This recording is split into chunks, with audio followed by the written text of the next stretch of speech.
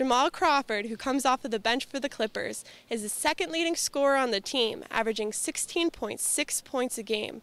One of the #1 ways that he frees himself up to score so prolifically is by using a deadly crossover. That move, he says, can even be a bit dangerous.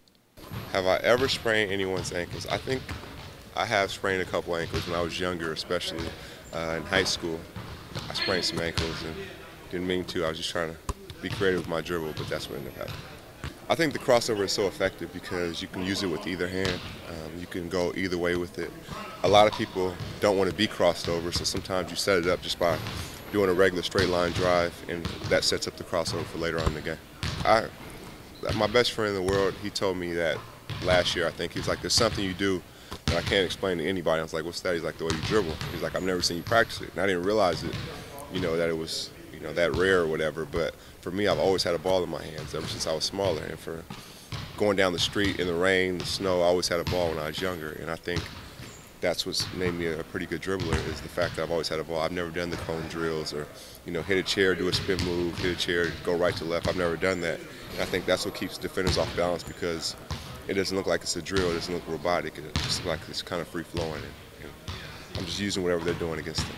Jamal, a former Sixth Man of the Year, said that there are a few main crossover moves that he uses, including the hesitation, the hang dribble, a right-to-left move, a left-to-right move, and something that he calls the shake and bake. Okay, so the hesitation dribble is basically using the dribble through your legs, stutter stepping, and just giving some type of pause, either going left to right or right to left before you do a move. The hang dribble is going to come down and you pause a little bit because you're hanging it out there and you're kind of holding it there, and you can go right or left, or you can cross over. It keeps defenders off balance because they don't know what you're going to do. Right to left, you're starting in your right and you're ending in your left hand.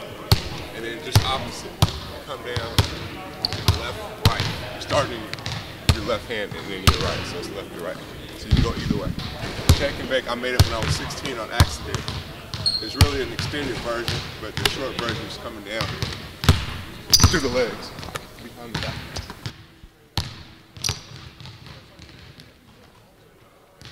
I think I realized I was so good at the crossover when I was 15 to 16. That's when I realized I could really use it as a weapon.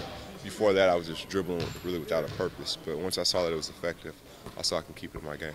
I go back and check a lot of film, and watching 3, 4, 5 years ago, seeing what moves I was doing then and how I can implement in my game now. Because you kind of evolve usually, and you don't get a chance to do what you've been doing. So luckily we have tape, and I can go back and look.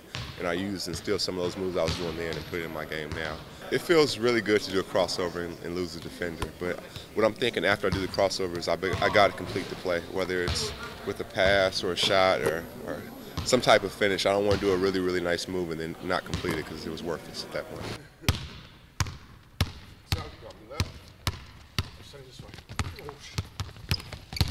Oh, shit. That's it, I'm done.